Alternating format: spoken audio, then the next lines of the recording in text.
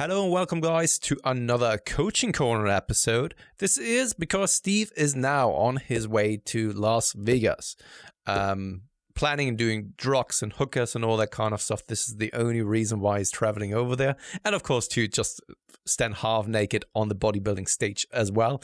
And that's why it has been also a long time ever since we done a Coaching Corner the last time. And we never had those two gentlemen on at the same time.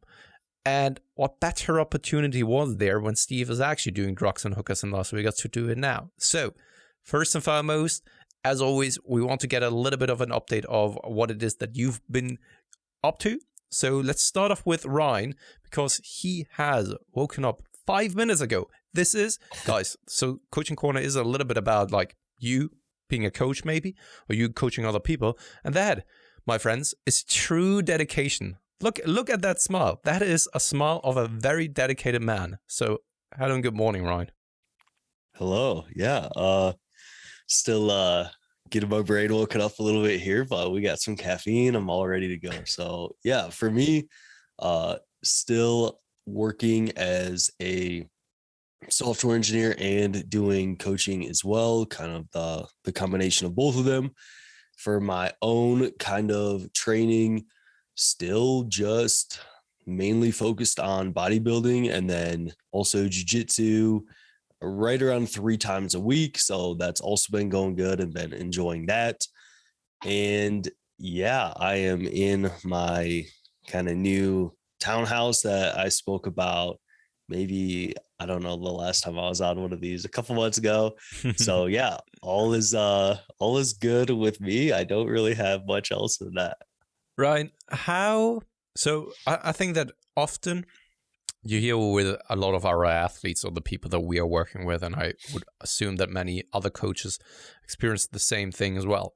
Many people are then saying like, I don't have time to maybe take care of the nutrition, maybe take care of training, and I have the feeling that you have lots on your plate and lots of things to do at the moment, just doing jiu-jitsu, taking care of your training, basically pursuing like 2 jobs at the same time. How is it for you?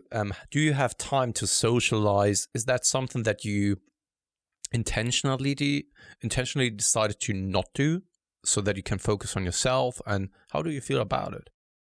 Yeah, so I would say during like Monday through Friday, definitely hard to do any kind of like events or stuff like that in the afternoons, because my day is pretty much booked from 5 a.m. till 8 p.m. And then I've got about an hour to wind down and try to not fall asleep until like 9 o'clock. So yeah, Monday through Friday, it's pretty packed to where even,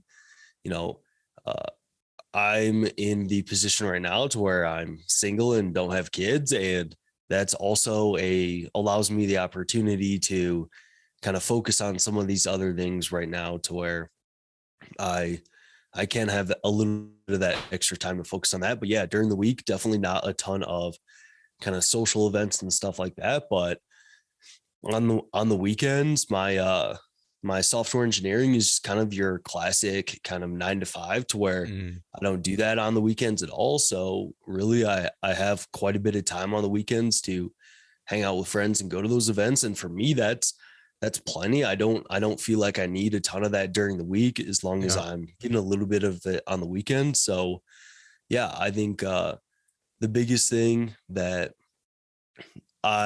gives me that time, I would say, that some of my clients might not have, is not having a family and stuff like that right now. Yeah. And do you have, or are you following a set routine on a daily basis, because it's so stuffed and you're so busy that you always know at that time I'm getting up, that time I'm eating breakfast, for example? Is it like that, or is it still quite, I don't know, flexible?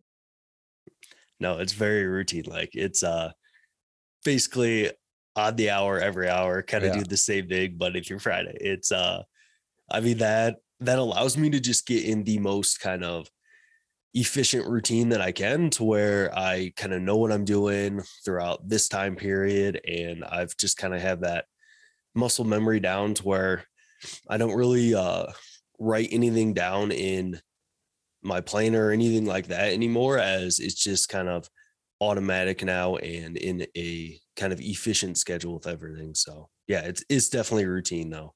I have the feeling, and it could be that I'm completely biased or that this is just my own perception. But when you take a look at very successful people, and success is, of course, always relative, right?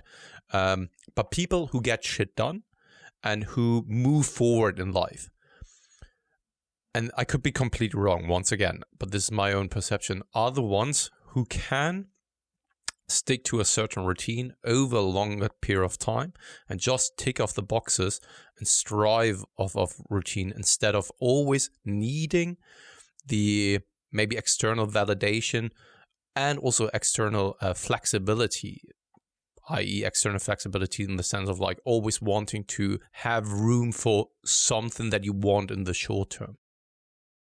Yeah, I totally agree. So there's one of the best like world-renowned coaches in jiu-jitsu is John Danaher, and one thing that he kind of talked about that always stuck with me was that he likes living in New York City because he loves traveling, but he thinks that if you want to get really good at a skill and develop a skill, you must be in a routine in which you consistently, day in, day out, practice that skill and develop that over time.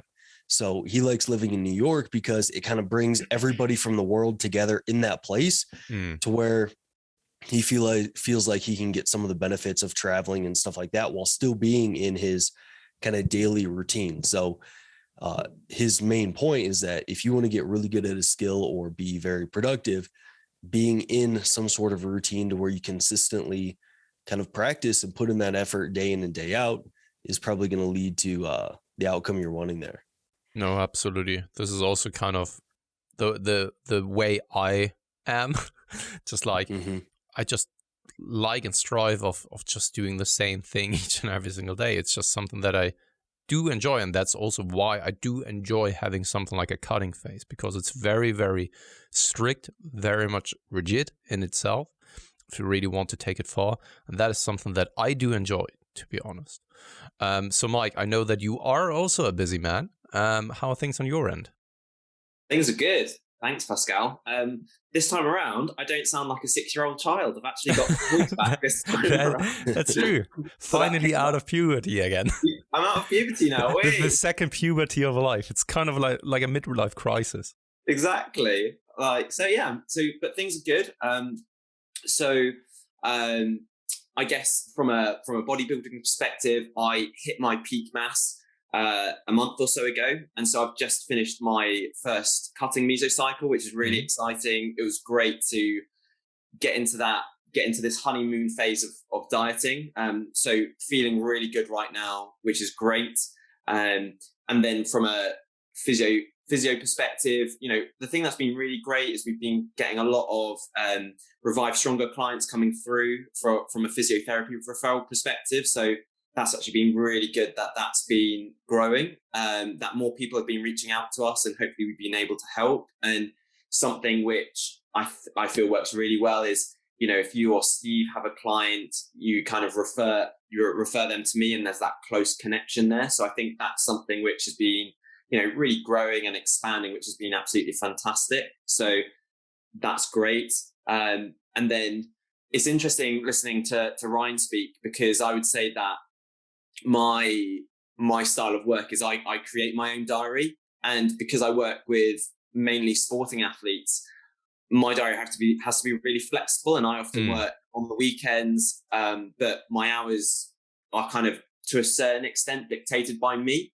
So that might mean that I take hours here or there during the week. Not saying that kind of is the best way, but at the moment, kind of like that's where I'm at. So I think coming back to the themes that you were talking about with Ryan in terms of structure, I think structure is incredibly important.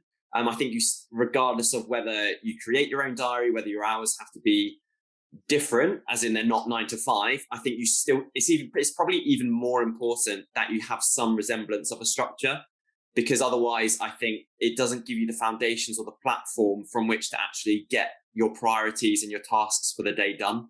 But equally, I think a certain amount of flexibility is sometimes needed, but structure is still key. I think, though, one doesn't really rule out the other. So you can still have a structure outlined and allow or have flexibility in the structure. So let's just take you or the occupation or the athletes that you're working with. You have a structure of like, at that time, probably I'm going to work with XYZ, but in that situation, we are not really 100% aware of what it is that we are going to do, and you need to be flexible in that approach. Same goes, of course, also for other people whose job requires them to always be flexible, because on a daily basis, they never really know what's about to happen. Especially in those situations, it is very, very challenging.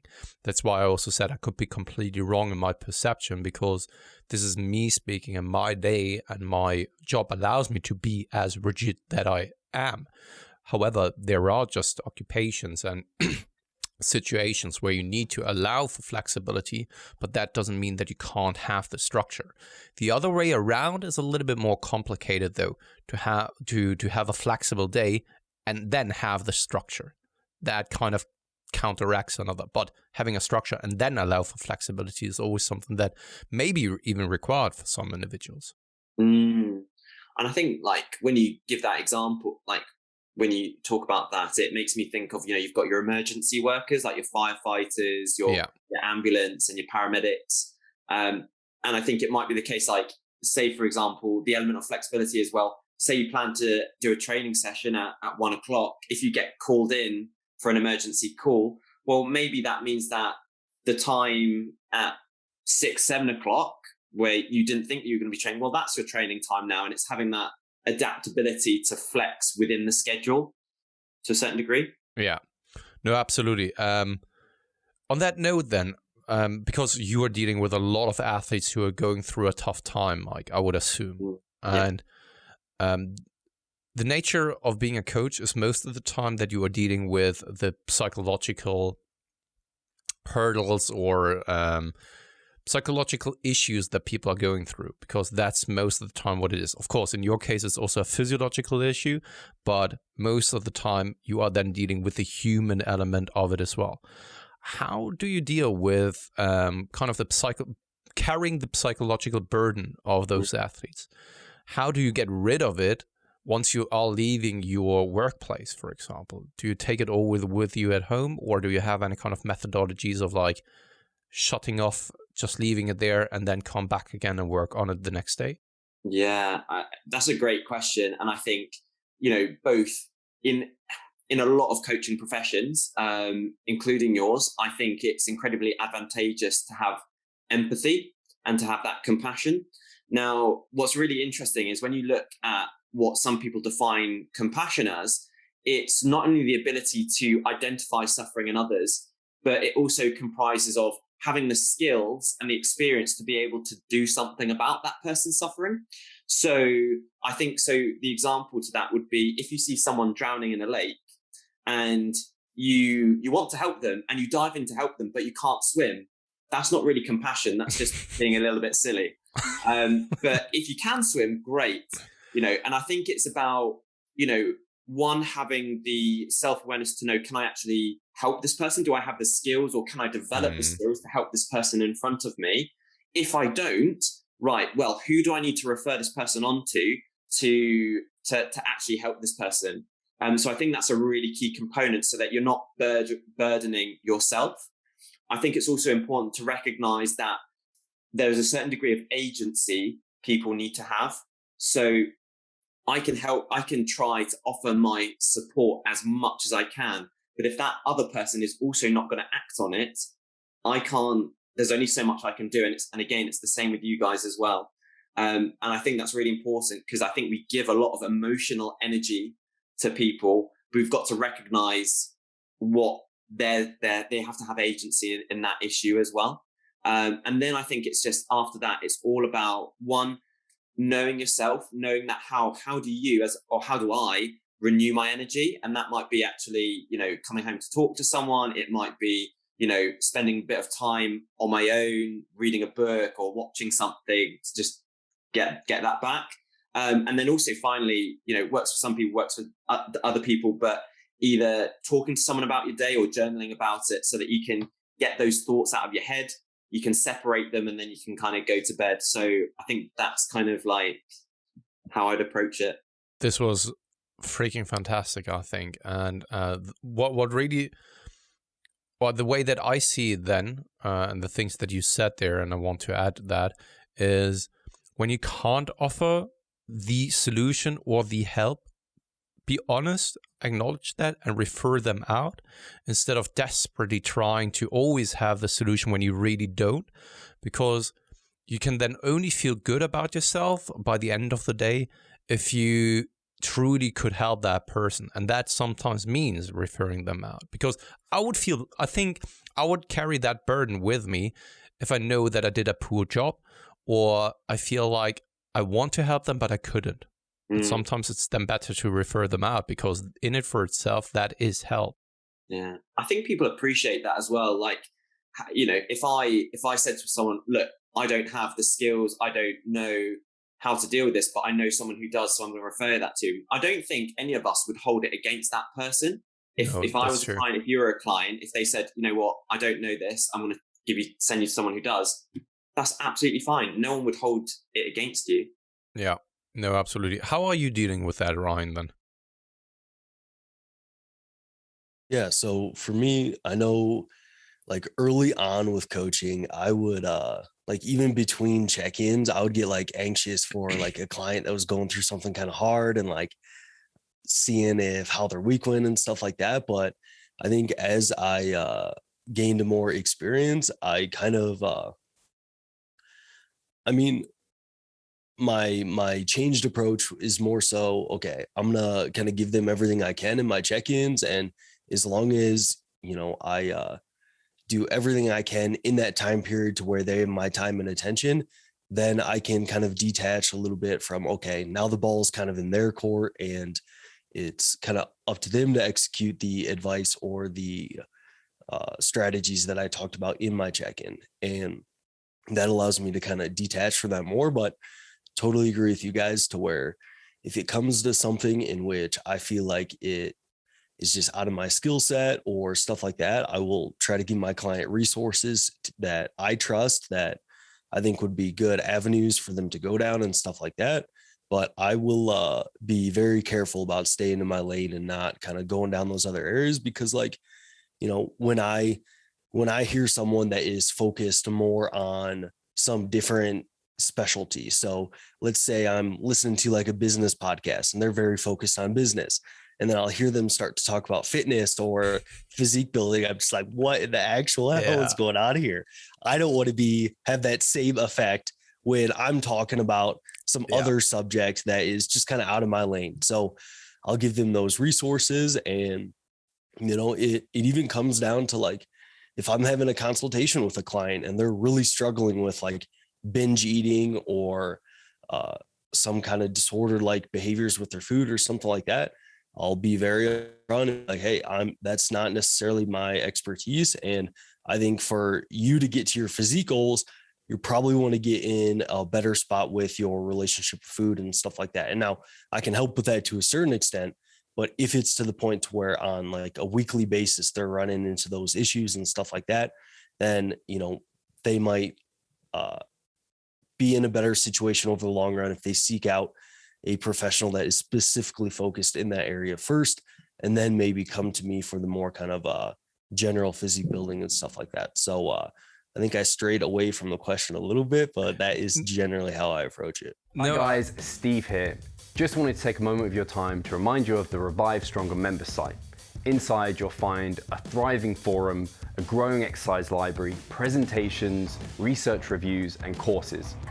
If you want to get involved, sign up via the description. No, I very much like that, and especially considering, though, that some people lack the confidence at their early stages of their coaching career, maybe.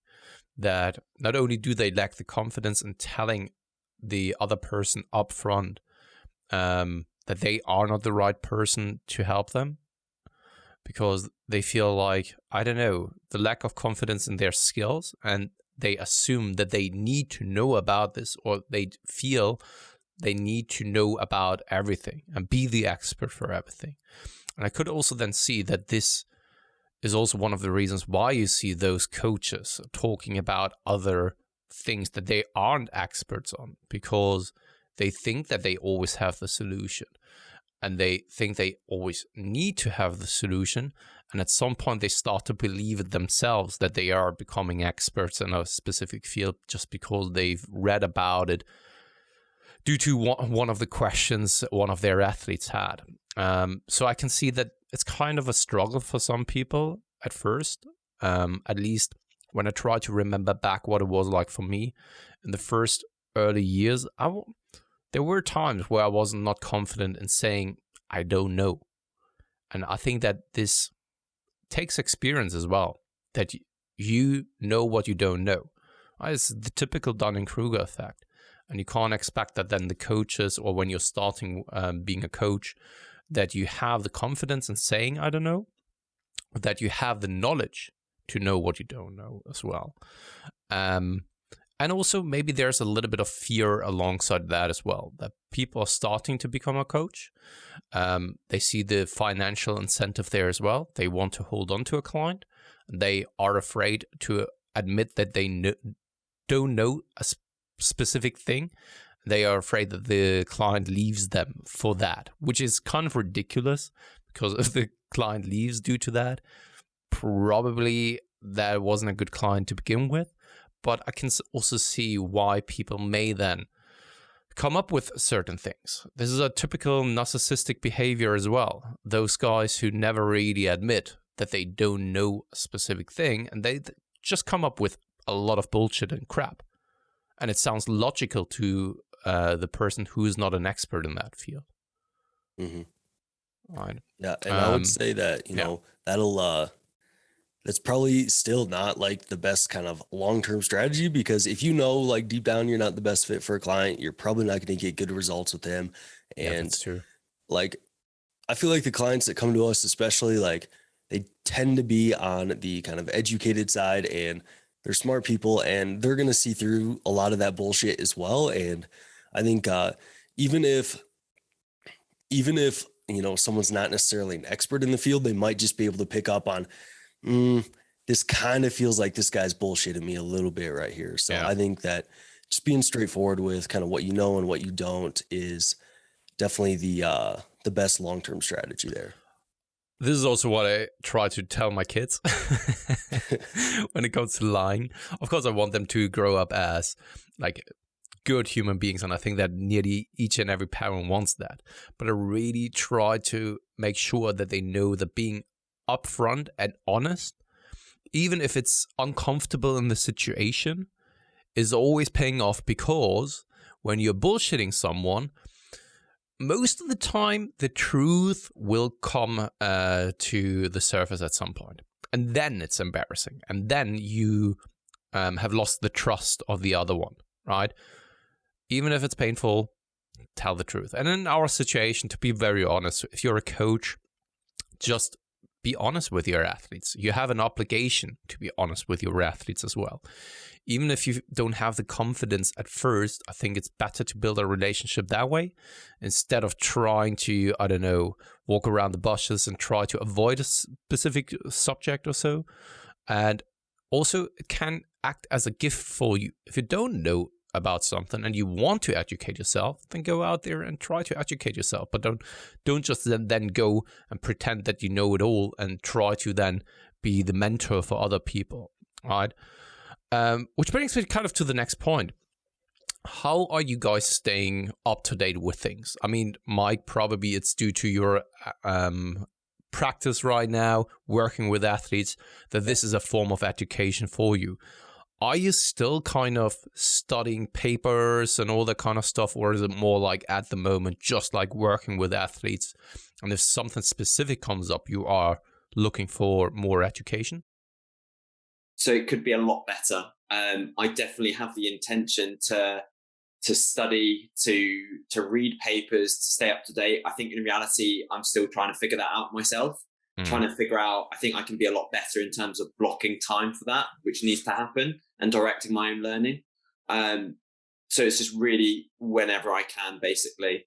I don't discount the fact that sometimes I quite enjoy reading outside of my profession as well, whether that's kind of like developmental books, autobiographies, and, and I feel like sometimes that kind of reading and curiosity can carry over into some of the things that I do. But I think it's sometimes making best out of what time that you've got available, and also knowing that actually, okay, in your busy times, I might not be able to get as much done as I would have liked. Maybe that actually might be more peer-to-peer learning. I think that's the one benefit I think I have in terms of working in a university setting with lots of different people, different professionals. You learn through observation and just that contact from each other versus being kind of more on your own. So I think that's something where my learning is kind of being kind of improved somewhat. And then obviously when, we get to the holidays and things kind of slow down a little bit, that's when I can invest time more into reading journal articles, catching up with kind of courses and webinars. And are you then deliberately sitting down and writing things down so that you really, I don't know, pick up the content? Because I feel like that's what you need to do in order to make it stick. Unless you're a genius and you can just read something and it just sticks with you. But I have the feeling that whenever I'm listening to something or I'm watching some content or something like that, I pick it up in the moment. I think, yeah, it's a great idea. It's great. I'm going to implement that as well. And if I don't, then it's just gone at some point as well. And I'm falling back to my old patterns of doing things. No, totally. I think I definitely find writing down incredibly helpful in terms of trying to cement it. But if I'm either on the go or if I haven't written it down, the thing that I really try to make an effort of doing is telling someone about it, because being able to teach someone else, so there's a saying that goes, if you teach it, it makes you learn it twice. Yeah. And I think that's something really important, because not only are you helping to cement what you've just heard or learned, but by actually putting it into your own language, in your own words, and then telling someone else, it really cements it and helps it get into your long-term memory. And again, the more you do it, the repetition will help it go into your long-term memory. So teaching or telling someone about it is something that I really try to make it an effort of doing. To be fair, though, you have to then understand the subject at hand, because I don't know how it is in the UK or in the US, but I do remember that when I was going through my apprenticeship and also through evening school, I needed to present at times. Thing is, when it comes to presentations in that kind of realm, it's just like repeating what it is that you read, but you sometimes don't really understand it. Right? It's just like, then you stand up there, you're nervous, and then you sometimes even forget about the subject because you don't understand it, or you didn't really got deep into the subject at hand. And so I think that it's not just about repeating things, it's really understanding it and then trying to teach it to someone else. It has to be meaningful. If it's not meaningful, then we will end up forgetting it. And I think not only that, but they've shown that aspects of memory, they're attached to emotion, they're attached to other things like smell. Like, how many times have we smelt something and it brings us back to a holiday or a situation? And we can use all of those things. And if we don't, then it's going to be in our brains for a very, very short period of time before it goes away again. Absolutely. And that's where I find, well, I think that many coaches right now, or right now is also not the right term, but there was a time, just like a couple of years back, where the evidence-based community was really flourishing. And everyone was just looking into research reviews, reading a lot of studies, etc., without actually being able to decipher what's valuable information for them as coaches and with the audience that they are working with, and what isn't. Right? And I was a victim of that myself. So many studies that were like irrelevant for me to know, I read.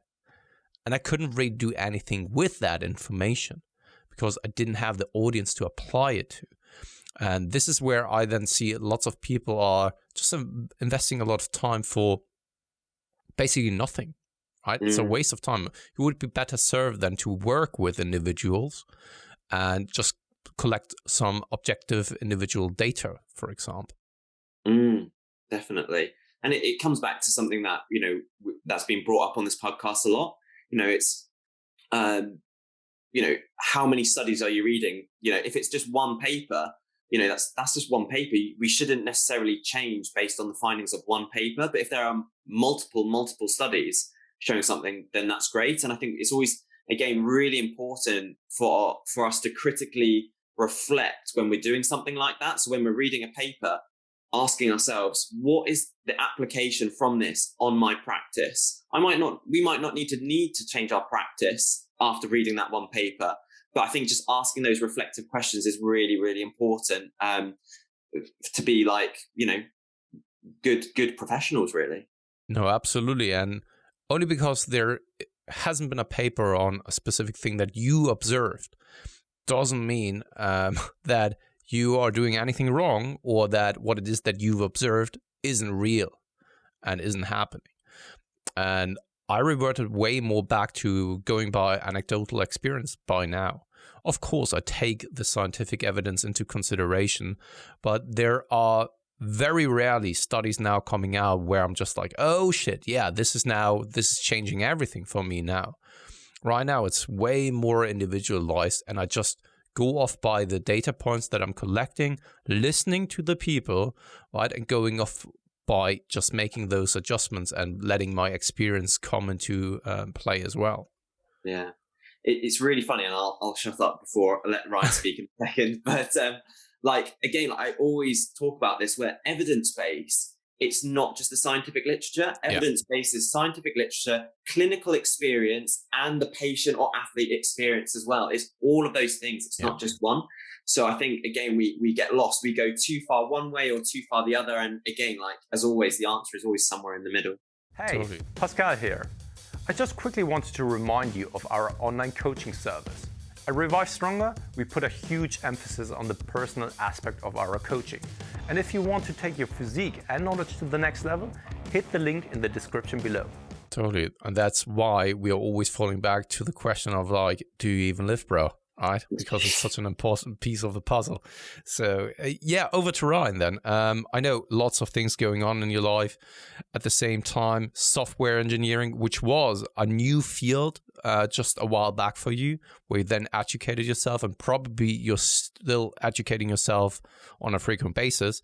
But how do you go about trying to educate yourself further and getting some new ideas maybe into your head?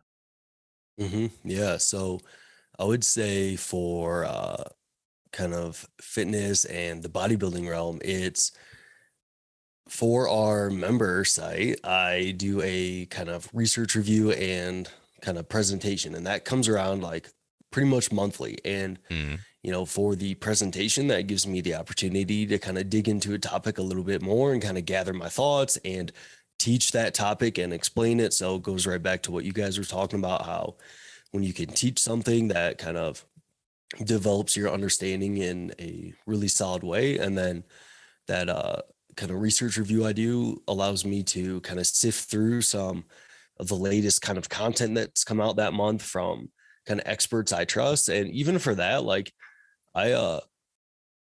it's more of a content review that is evidence-based, opposed to me actually reading 20 different studies and stuff like that. As I just don't feel like I am the best person to do that, and there's other sources that I trust to do that better. And part of that, I do have a master's in exercise science, and I do have kind of advanced training in statistics and stuff like that, but I don't really keep that skill up to date that well. And there's other experts I trust to catch different errors in methodologies of a certain study, or why catch things that I just might not see, because I don't keep that skill of statistics and stuff like that super up to date. So I kind of go through the content of people I trust throughout that month, kind of pick and choose 4 or 5 different things and understand those. And that is kind of a good way for me to keep a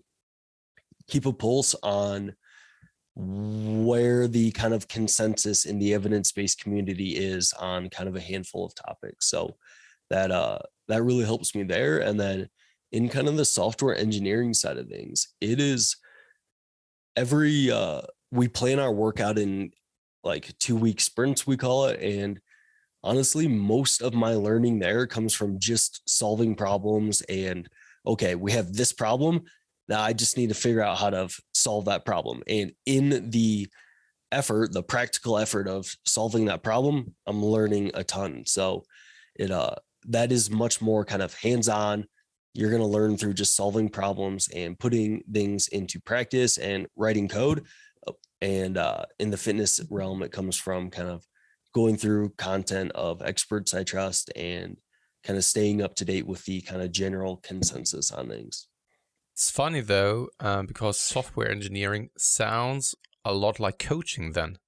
Because what it is as a coach that you are is, of course, to some extent a mentor, to some extent an empathetic person that the other individual can speak to. But first and foremost, in my opinion, you are a problem solver. You are confronted with a problem that is either how to get that individual lean, how to build more muscle mass. And because every individual is different, they are living a different life. They may be similar to other athletes to some extent, but you are always dealing with a different kind of task in front of you, or a different algorithm that you now need to adjust and make it work so that the outcome is a specific one. And it sounds a lot like that in the process of coming to that solution, you are already learning so much about that individual, but also in a broader scheme of like the topic at hand. How do I go about maybe to the outcome of X, right? And this is something that you then can try to apply on other individuals then as well. And this is how I personally educate myself nowadays. In the first initial stages, and that has always been the case with each and every occupation that I was doing. So whether it was in the music industry, whether it was like photography and photo editing, I was just like consuming a lot of content, books, listening to podcasts, watching tutorials, whatever, right? Depending on then the field that you're working in. So you are learning a lot at first, just coming from a theoretical perspective. And then you go out there and you get your feet wet. You then learn by doing. And at some point, that is just shifting more and more so to just the anecdotal experience. And by that, you're then educating yourself. That's also why when people are asking me at the moment, like, what podcasts are you listening to? Nothing in regards to fitness anymore, even though that we are having our own fitness podcast. But that there's barely anything in there that I'm not seeing with my own athletes. And investing time into my own endeavors is most of the time way more rewarding and fruitful than taking the time to listen to a podcast in hope that there is something in there that is applicable to me or to my individuals. What's your opinion on listening podcasts with a different point of view? So kind of, I've often read and heard about because sometimes we can get caught in an echo chamber where we're just listening to people who think like us, people who have the same opinions as us, and we're never exposed to new ideas. And what's your thought on maybe listening or exposing yourself to ideas that are maybe totally at the other end of the spectrum? Yeah, I very much like that approach because it always shit tests your current beliefs and methodologies. But at the same time, you need to be careful that it not causes any kind of doubts that are not justified. Because sometimes, especially when it comes to fitness, because it's such a long process and we still are, there are so many ways to roam, it can be that we are then exposed to a certain look. So, i.e., we are seeing someone on social media, the typical thing of like, he looks big, he probably knows what he's talking about, and that can cause you to start doubting yourself and what it is that you're doing. So in that instance, you have to be very, very careful that it not negatively impacts you, but at the same time, I think you should always leave some room for that. Yeah. Because it allows you to also discover the other side of the spectrum and allow for maybe combining those things and figure out own methodologies, because you don't just want to be a parrot who's following what other people have discovered for themselves. You need to actually, you can take that and then go out there and try to put your own stamp on it. And in order to do so, you also need to be open for new suggestions and maybe other methodologies. And that's why Steve has even talked about it. He's still following people over on Instagram that he doesn't really agree with, exactly due to that, to keep himself grounded, to always hear other people out and reconsider his own approach. And that's basically what I'm doing as well, that I'm following people where it's like, maybe I should give it a try. Maybe I should just like see what that does, and maybe there is something to it. And if not, then I'm still one step ahead because I disproved it or so, like the typical scientific way of doing things, right? You have a hypothesis and you put it to test and you want to disprove it, right? And in that, you are, once again, one step further in your own endeavors. So I very much like that approach, actually. I think it's the epitome of kind of being open-minded. You know, do you have the ability to actually listen to a totally opposite opinion? And what I'm hearing from what you're saying is then cross-referencing that. So if it's you know, an idea or a hypothesis, and you're like, not sure about that, you go to a different source and to kind of almost fact check it almost.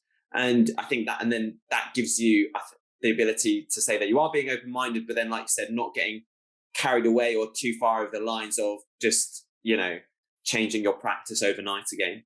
Yeah, absolutely. And the thing is, what we always have to acknowledge, so I speak for myself and Ryan and you as a practitioner in physiotherapy. I'm a coach. And as a coach, there is no like one rule for them all. You always have to. So basically, the pillar that you've talked about, right? The 3 pillars. You always need to apply them as well. And dealing with an individual or with a person, in it for itself, you need to be flexible in your own approach. There is no right or wrong answer. So you need to always figure out with each and every individual what works for them and what doesn't, right? And we also know that lifting, right? If you respect some of the principles, you can do a lot of different things and still probably get to the same result. You can't really turn back time and test it in the same circumstances, because you always deal with different individuals anyway to begin with. Right? So it's not that you have, I don't know, like two cans of Monster, which are always the same because they are coming from the same kind of Monster production or so, right? That's why you should never really be too narrow-minded or think like, okay, this is the only way that we are doing things. If someone wants to squat for like 15 repetitions, all right. I think that it will probably result in the same amount of hypertrophy as someone who's then squatting in the 8 repetition range when kind of volume is matched and all that kind of stuff, right? And then it all boils down to the individual genetic code as well of how much the quads will then be stimulated from that. So never be really too narrow-minded, because in the end we are just lifting and we know that many things work. There's not just like one thing that works. All right. So yeah, guys, that I know that Ryan has only 45 minutes, right? And we are right now at 44 minutes. So that's why I will try to wrap it up now very, very quickly. So thank you very much, guys, for coming on. As always, we have the Instagram handles down below. So if you want to reach out to one of the guys, and have a conversation about something, software engineering or physiotherapy, then reach out to the guys. Other than that, as always, thank you very much for tuning in. Hopefully the episode, especially from a coaching perspective this time, was helpful as well. And I guess I speak to you guys very soon. Cheers. See you later, guys.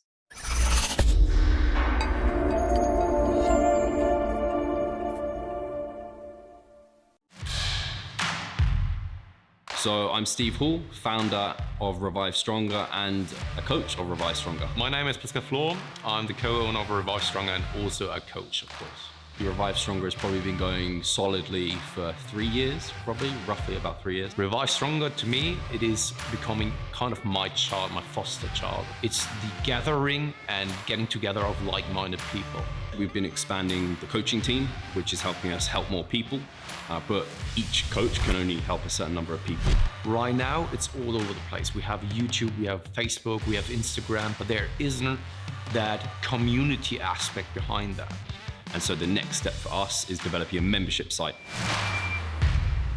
So basically, we want to create a family and a community that is then benefiting from another. A really cool community for people within our little niche is going to be a website. They will get early access to our podcast. You can access us, ask us questions. The community aspect, we have a forum there. You can ask questions, but also you can log your journey. There's also going to be courses on there. Courses, presentations on different topics. Discount of past seminar footage. We will log our journey as well. We'll start vlogging. We're going to have documentaries. Our entire athletic journey. Furthermore, they get access to an exercise video library. The exercises that we love for hypertrophy and maximizing hypertrophy, we're going to go through those in depth, telling you how to execute them. We kept them concise and also mobile friendly so that you can watch them in between your sets. I'm super excited to grow this community. The amount of value that we're going to be delivering is huge. And I'd love you to be part of it. You will get so much out of that. I'll see you inside.